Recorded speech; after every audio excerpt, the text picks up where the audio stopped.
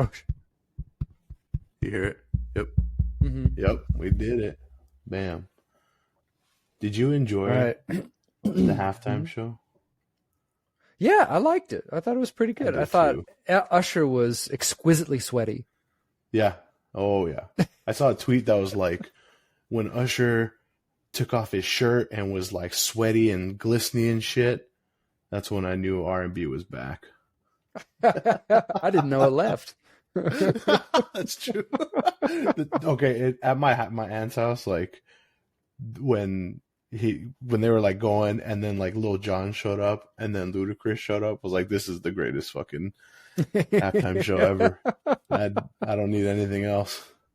It was pretty good. I enjoyed it. The rollerblading too, awesome. Yeah. So the topic of parenting. Yeah. Welcome to the show.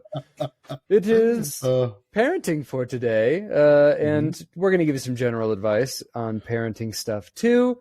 And parenting of today shapes the mental health of tomorrow's generation. So that's why we wanted to talk about it on this mental health podcast. So it's nice to be here. It's nice to have you. Thank you so much for listening. Eddie, you got any shout outs for me today? I already gave it. Usher. Like, that halftime show was great. Shout out to Usher. My God. Alicia Keys was there. Ludacris. will.i.am. Jermaine Dupri. Lil Jon. Lil Jon, I think, like, lives in Vegas or has a residency, so he didn't have to go far. Oh. Probably. Yeah. I think so. all the old artists at some point have a residency, so he probably didn't have to go far. But man, as a huge Raider fan, I've heard nothing but good things of the Vegas Super Bowl. So I'm glad. One of my uncles kept saying, "Oh, that stadium's paid off today. They made so much fucking money." It's like, shit, I hope so. Yeah, it was what, $1 billion to build? They should have spent $2. It was that good. Make 2 stadiums next to each other. If only the Chiefs didn't win, that would have just made it that much better. I was hoping for a tie. I didn't know. They just shake hands and say, "We're split." That's it. We're good. Well, there was at the Olympics recently, right? There was the 2 guys in the high jump that agreed to have the gold medal. Oh, We yeah. had 2 Super Bowl trophies. That. Yeah, one of them was from Qatar. Oh, right? Yeah. Sure. First time I'm hearing about it, but I like it. I like News sportsmanship. And as Eddie's a Raiders fan, episode, you remember the old sportsmanship commercial? Sportsmanship, try it. But then the other one where the guy like hit the basketball out of bounds, and then the ref called it the other way, and then they called the timeout, and the guy was in the huddle. He's like, "Coach, I knocked it out of bounds," and everyone was like, "Dude, shut the fuck up! Like, keep that to yourself." And the coach was like, "You know what to do," and then he told the ref, and then he changed the call, and they lost the game. That shit never happens. Okay, sorry. No, never happens. Well, I got a big shout out for my wife who got me this really cool Ace Ventura. Oh, nice. Is that just you in your Halloween costume? Day. No, it looks very similar. Yes, I was Ace Ventura for 2-3 Christmases ago. So, alrighty then. That's it for shout outs. Eddie, you got a story Christmas for me. And Halloween? You said for Christmas. Oh. I always do that. I always mix up holidays and dates. For Valentine's Day. Or no. Okay, I got the shirt for Valentine's Day. I was Ace Ventura for Halloween. Moving on, Eddie. Story time. Story time. I mean, if this is about parenting and just children in general, I feel like we're gonna have a similar story just in terms of being kind of little troubled kids. I remember this distinctly. It was like 2nd grade, and we used the chart where you had cards, right? And you had a green, yellow, and red card. And if you did something wrong or whatever, right, you'd go to a yellow, and you're like, "Oh shit, I'm on notice." And then if you got a red card, like, that was bad. Like, you were, that was not good. I don't think I ever got a red card. Got a lot of yellow cards. I didn't think anything of it. I was like, whatever. Punishment is a punishment. We get to the end of the year, and the like last day of school party, there's a piñata. And we're like, oh my God, we're all going to hit a piñata. Do you know what they did for the order of the piñata? They made you last? They did. Well, they did. And they did it in order of least amount of yellow cards to most amount of yellow cards. And I was last. And I don't think it was close. Like, I think it was pretty like everybody was tied for first, and then I was last. So I feel like, I'm going to be honest, I feel like that had an impact on me of like, wow, I need to do better because there might be a piñata in my future, and I don't want to be last. That's a beautiful, beautiful visual of just little Eddie watching everyone else have their turn at this piñata and you just shedding a lone tear. Oversized t-shirt, right? My little tummy, and then shorts that went past my knees. Because by that point, I probably needed to get like adult small because the kid size wasn't fitting me anymore. Yeah. Mm-hmm. Yep. And you were an adorable child based on your profile picture. So I can only imagine the sadness. Yeah, it was tough, man. Your turn. Yeah, very similar. I was a bit of a class clown. I got a lot of yellow cards in my day too. And isn't it funny how you remember those things? You remember the things that shape your behavior. And as someone who works with a lot of kids in school, I noticed that for elementary school kids, it seems like they just get sent home so often these days. Like they have behavioral issues and the immediate thing is, okay, call parents, send them home. And that's just giving them exactly what they want. So it's a really tricky thing because if you start sending them home and they're going to act out even more because they're going to know, oh, if I lose my bananas, they're going to send me home and I don't want to be at school. So yeah, slippery slope. Go back to the green, yellow, red card is what I'm trying to say. But I was a bit of a class clown. And there was a time in 6th grade when I got in trouble for making fun of my music teacher and the way that she spoke. Yeah, she had somewhat of a... Yeah. And I was kind of mimicking her and mocking her. Yeah, not cool. I've made some mistakes in my life. So she actually made me write on a chalkboard like 100 times, like, I will not mimic and mock other people.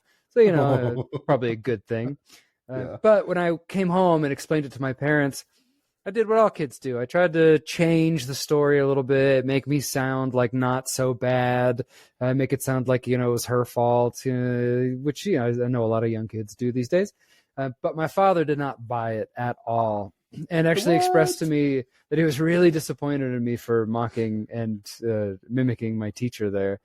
And I think that was such an important thing because he wasn't afraid of me to call me out on my BS and my behavior. And he knew that being disappointed in me was a big motivator. Like I really wanted to make my dad proud and happy. And so the fact that I let him down on that one, I mean, still remember the story from 20 years ago. So I think, yeah, these things, the way we discipline kids, the way we raise them, the way we bring them up in this world shapes them. And I think it's so important. And things are changing so much in our world. So we want to talk about the ways that parenting and discipline is changing. Yeah. I'm just disappointed you didn't feel you could tell me the truth. Oh. I'm sorry. I'll do anything. So the reason for the episode, actually, Justin sent me something on the Instagram, and it talked about that in the 80s, 43% of dads admitted to not changing diapers. And now the number of millennial dads that don't change diapers is less than 3%. So way better. People are sharing responsibilities as they should. And it kind of just piqued our interest of like, oh, like maybe we could talk a little bit about how things have shifted. We've talked about it here and there for different reasons, whether it's topic of spanking or just overall like the world kids and teens live in now. But we just thought this would be a good topic to talk about. And who better than to give parenting advice than someone that doesn't have kids like myself. So I'm fucking ready. You're basically a kid, though. You're like emotional maturity wise, right? Oh, fuck. That didn't make it better. I'm gonna take that one back. I meant it as a lighthearted joke and then realized, nope. They shouldn't I have done it. live with the joyfulness of a child. There we go. That's what I really meant. I just said something really hurtful instead. I'm just disappointed you couldn't tell me the truth yourself. Oh, Eddie, I'm sorry. I blew it.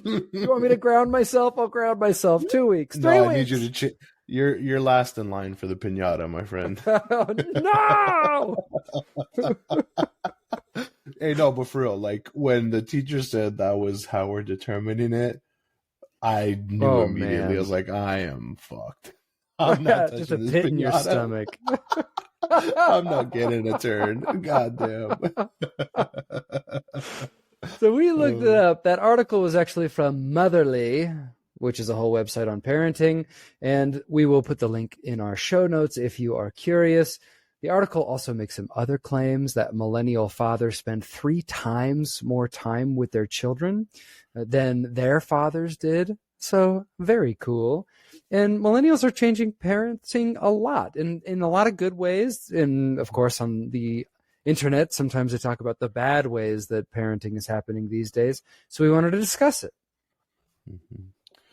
One study we looked at from Garcia et al. In 2020 looked at over 800 mostly Latinx individuals to look at parenting trends and did find that younger generations tended to have more warmth, less yelling, less corporal punishment, which I think we can agree are good things, which might have been nice when I was younger.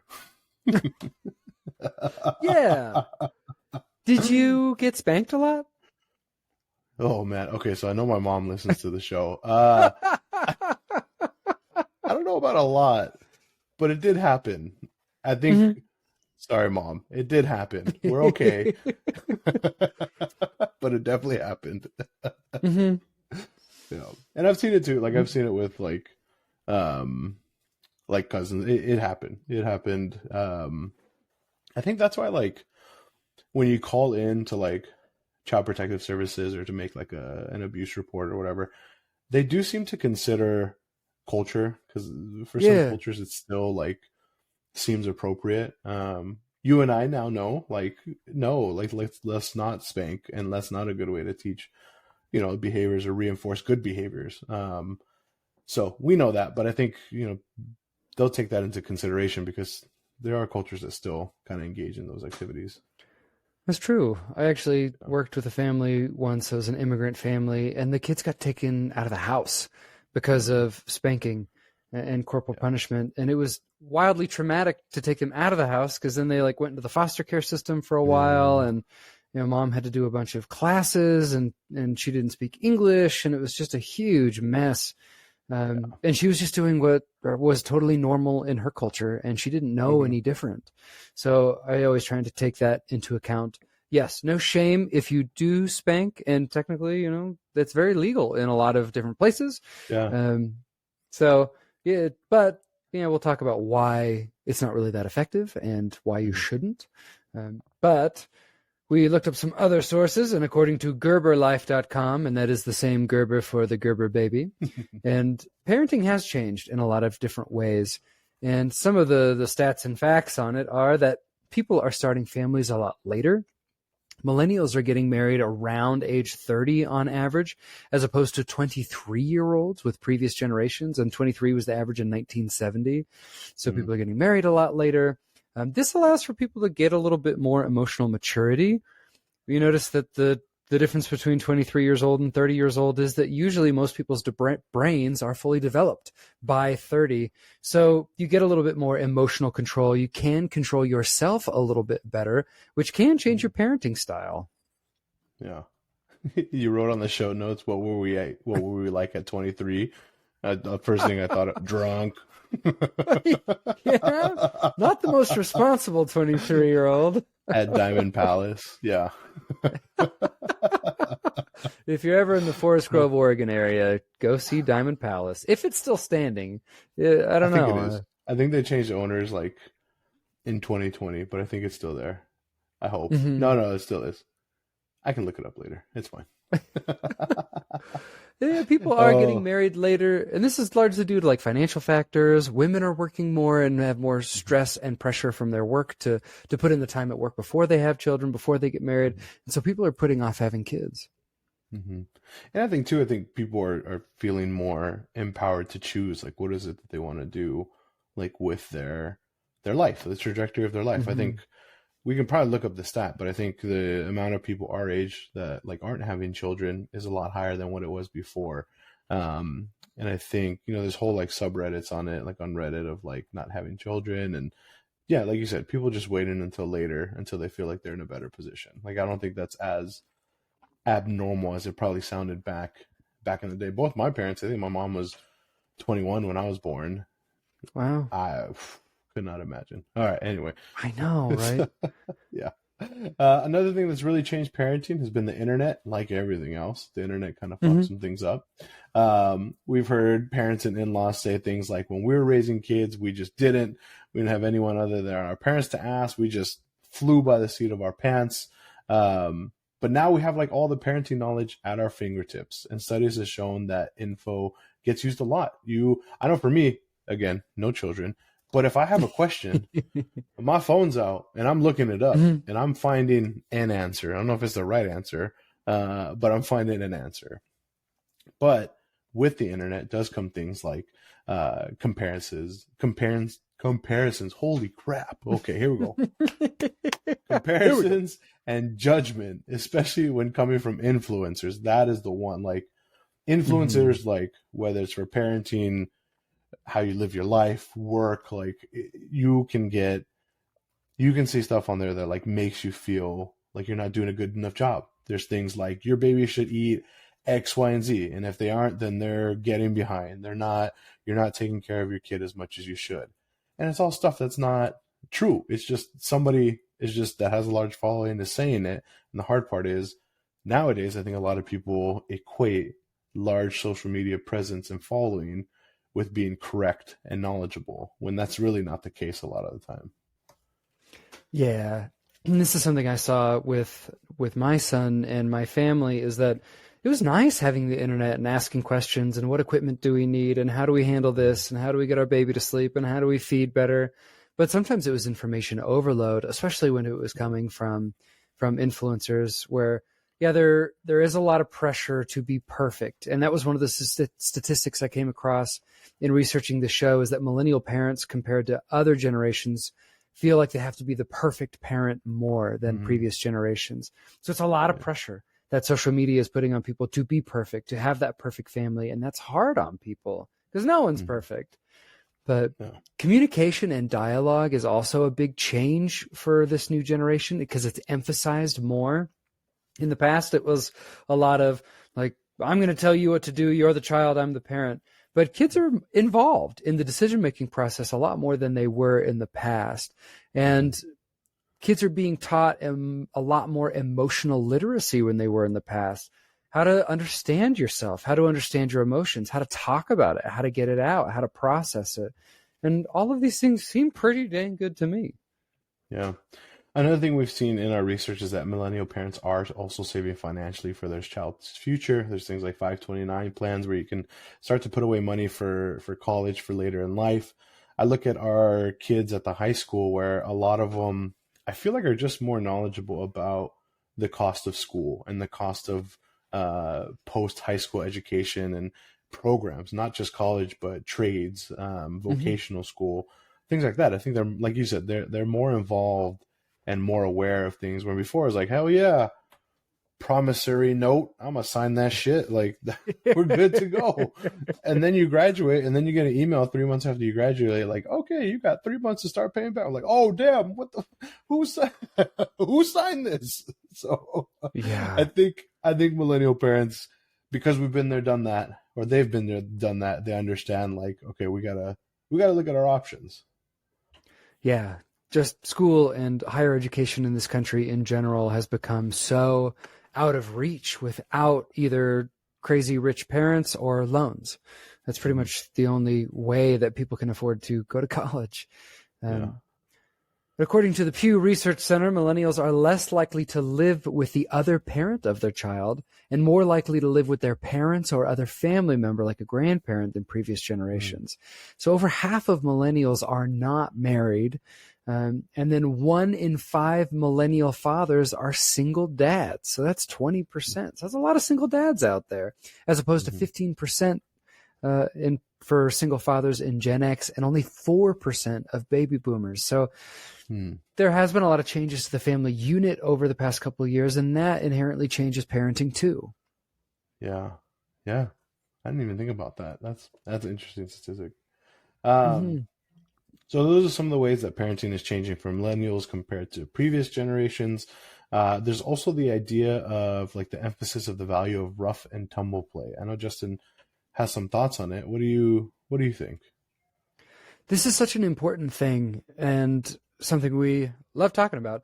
And this is usually the type of play between dads and kids, although it can be from any parent. But this is the type of play that's really important for child development, especially when they're young. And it's theorized that this play is important because it teaches you boundaries in play.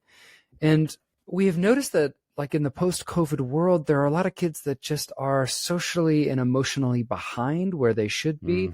And I think it's because they missed out on a lot of this play with peers, with adults, being out of social settings. You don't learn those boundaries. So I want to compare it to puppies because everybody loves puppies. So when puppies are playing, they're learning a lot about how to play with each other, like how hard to bite, where to bite that's not going to hurt, how far to go, when to be submissive, like apologize for what you do. And it's interesting, a lot of dogs who don't get that puppy play, like dogs that are traumatized, dogs that are kept in kennels, don't get that interaction with others. They don't really learn how to play. They don't really gain a lot of those skills. And so playing later in life is difficult. The humans are really similar. Kids need to learn how to play without hurting each other. And this also helps teach concepts of like self-regulation. So studies suggest that rough and tumble play does help reduce aggression. You'd think, it's rough and tumble, it's active, you're getting some aggression out, energy out, but that actually helps reduce uncontrolled aggression later. And that motion of the play helps brain development, how to use force, how to take impact, balance, leverage, all these things that are useful in adults that are second nature that we don't even think about. We do it on a day-to-day basis, but kids still have to learn it. I think so. You're talking about like play, right, with like younger kids. But one thing I'm thinking about that they missed out on like potential like rough and tumble play, that stuff like when they were younger. The older kids or like the older teens who missed out on stuff too from COVID. I think of it the same way of like they missed out on just social interactions of how to behave with one another, how to make friends. I've heard so much over the last couple of years. Kids will straight up say, it's really hard to make friends. I don't know how to make friends anymore. And that's so different. It used to, I must sound super old back in my day, but it feels like it used to be like these kids would just have class together.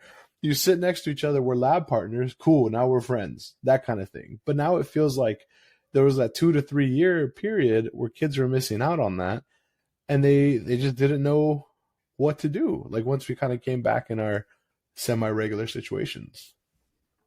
Totally. And I think there's a couple different factors at play. I've been watching a lot of TED Talks on how smartphones impact our development in our society, and because I did one on that. I'm just thinking about, I just pictured you watching yours on repeat. Just watching my own TED Talk over and over and over again. And again, and I blow a whistle and I keep watching it. And also totally, now I'm just tooting my own horn, but the TED Talk is over 250,000 views, which I cannot believe. So that's kind of cool. But in the new TED Talks that I'm watching, not just my old TED Talk, it talks about how when you break down time usage for young people these days, like an average 18-year-old, they're at school, they're doing obligations, they're doing ADLs, activities of daily living, but when it comes to their free time, 93% of an average 18-year-old's free time is spent on the phone or on screens. 93%. So we've noticed that from a generational standpoint, kids in this new generation are less likely to go out and spend time with friends because they do it on their phones. They're less rebellious. They don't go out and spend time with friends, so they have less incentive to drive because they get all the entertainment and connection that they think they need from their phone. So all of these things are changing the human experience in a way that's never really been seen before. Mm-hmm. Yeah. I have noticed that there's a lot of kids who are like juniors and seniors who don't have their license yet. Who just don't feel like when I was like 15, 16, I'm like, let's go. Like, let's get this freaking permit. And everybody used to have it. So in California, they'd print out like this paper permit, and it was like a few sheets of paper, and then they'd fold it, and then we'd put it in our little like lanyard thing that had like our key, like the little clear pouch, or the clear like card holder. Put it in there, have your keys on there. You just have the long lanyard hanging out your pocket. Now it's like, yeah, that makes sense. Less desire to do that if you got everything you need in your pocket. Yeah. And other studies have shown that the connections you make online are not as deep. They're very superficial, and they lead to a sense of loneliness. And it does seem like there is a push and a movement to understand that there is a real loneliness epidemic in our country, in our society, and especially in this younger generation who just feel so detached from the real, from the stuff in our day-to-day lives, the things right in front of us, because 93% of their free time is just spent staring at a screen. Yeah. Yeah. So discussion questions. There was a Reddit article that said something to the effect of millennial parents are shit and their kids are shit. Why do we think there's so much anger about this? And I think I know the answer to the second one, but do we think people have been saying this for generations? Yes, I do think people have been saying this for generations, where we've talked a lot about this on the show. Yeah, it's just a cycle where the older generations say there are so many problems with this young generation. And in researching this, I found a lot of positive stuff, and we've talked about it. We're more gentle. We're talking with kids more. We're teaching social and emotional awareness. And all of these things are pretty good. I had a hard time finding articles that actually pointed to how any bad things are coming out of these changes in parenting. So I think overall, it's just a tough thing where it's, older generations are always going to gripe about the younger generations. What do you think, Eddie? There's never, never, they never say anything good.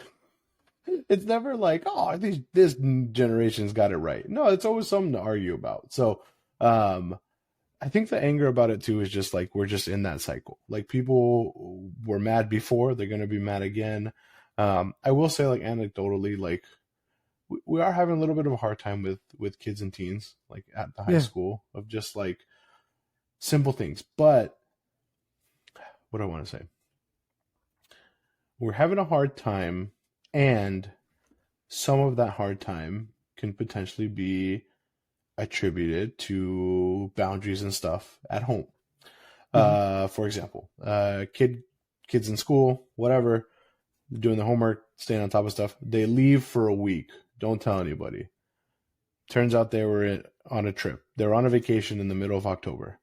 They come back, don't want to do any of their catch-up work, don't want to catch up on anything, and their parents are just kind of like, well, we went, this is just a good time to go on vacation. When it's like, is this really a good time to go on vacation? You're in the middle of school. So, like, just stuff like that. Like, we've definitely seen stuff where, like, kids are having a harder time with boundaries. And it's not just because they want to have a harder time. I think it's because the boundaries at home just really aren't there consistently, if that makes sense. Yeah.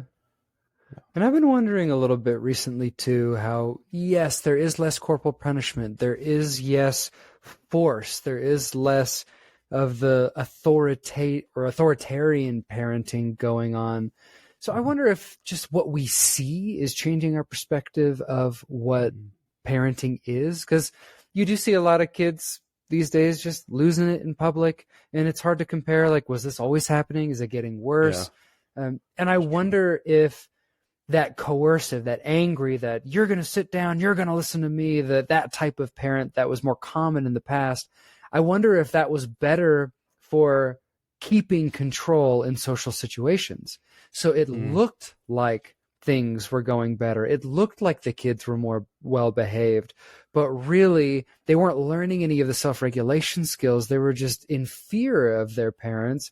And it's hard to say because millennial parents are still in the process of raising these kids. So it's hard to know what the full long-term effects are going to be. But I wonder if kids are going to have more self-regulation skills because they're learning how to do it on their own instead of just doing it through fear. I don't know. Just a theory. I remember having a conversation with a parent years ago, one of my first jobs, and they had said something to the effect of like, to me, because I was the therapist for the kid, like, well, we just need, the big scary football player to tell him what he's supposed to do. And I told him, like, what the fuck? Like, that is not what we're doing here. Like, I'm not in the business of scaring kids. What the fuck? Like, why would you?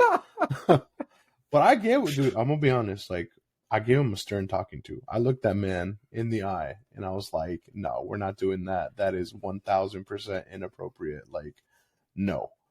And we kind of left it at that. But yeah.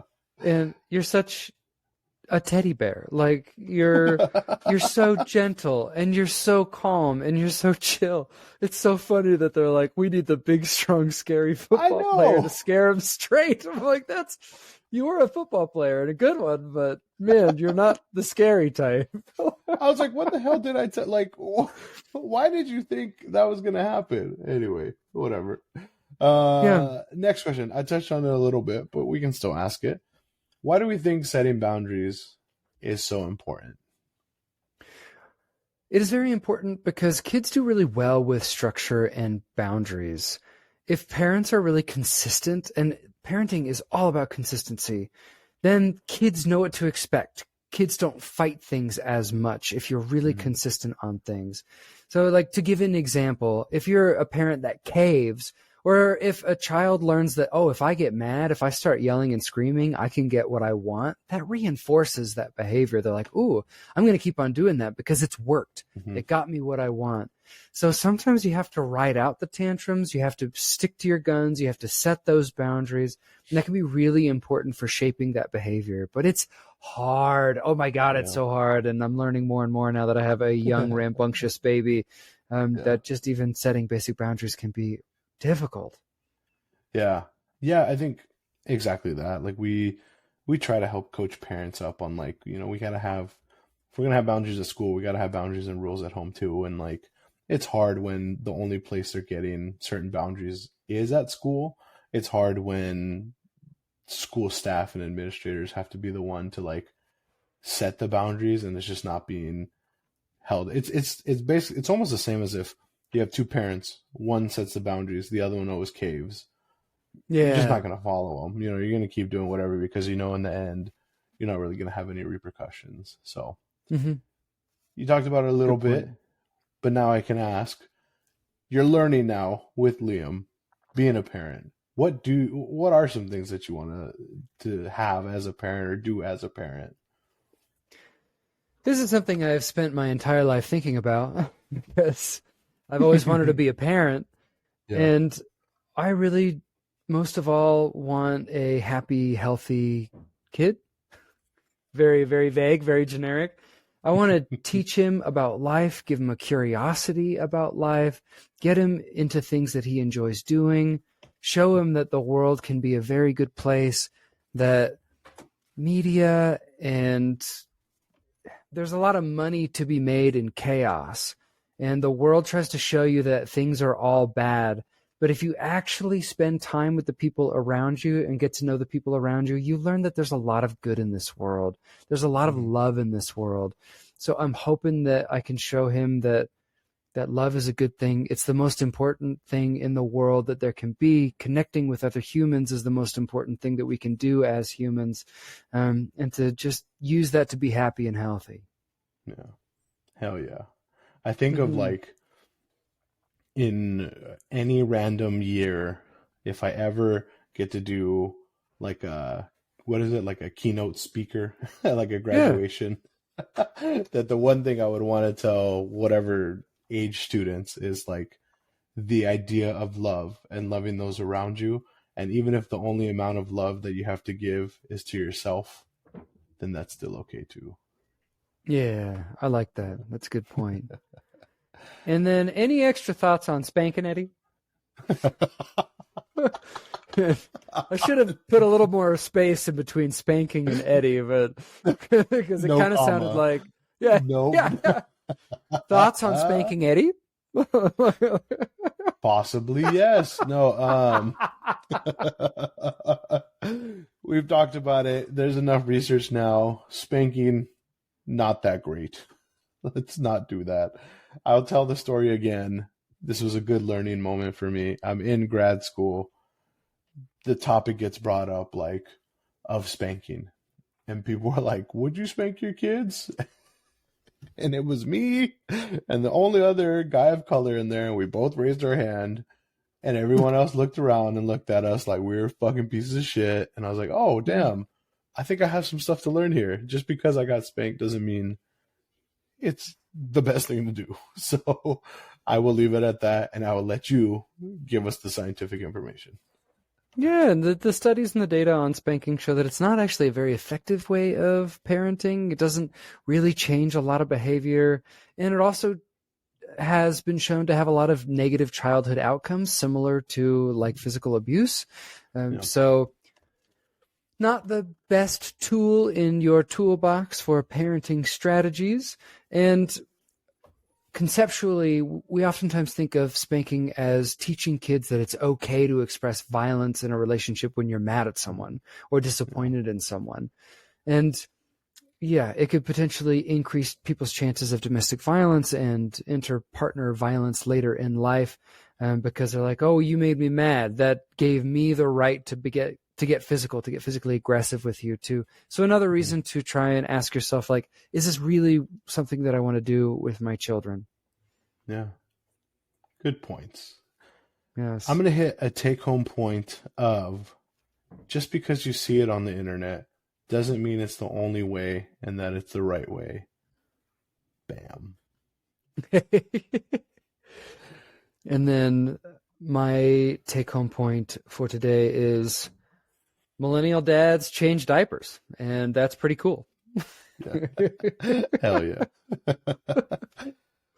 On Apple Podcasts, Spotify, wherever you get your podcasts, you can find this and any of our episodes on Apple Podcasts. Feel free to leave us a 5-star review. Leave us a comment if you'd like. On Spotify, you can also leave us a 5-star review, and you can leave us an answer to the question of what did you think of this episode on social media and on our website. It's all Millennial MHC. Find us there, say what's up, or don't. Either way, we still appreciate you for listening.